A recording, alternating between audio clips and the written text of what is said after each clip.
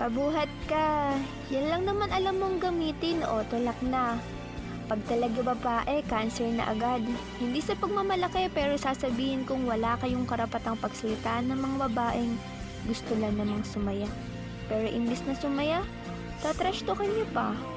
Hindi porke Angela lang ang alam pag mamataasan niyo na. Bakit? Tinrash talk ba namin kayo nung nalaman namin gushon lang ang alam niyo? Babae ako.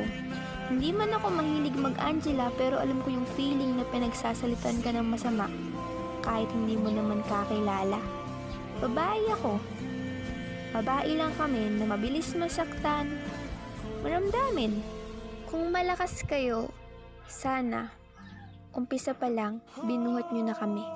Tinuring kayong tagapagtanggol ng babae, pero ano, sa simpleng laro, nakalimutan nyo ng maging lalaki.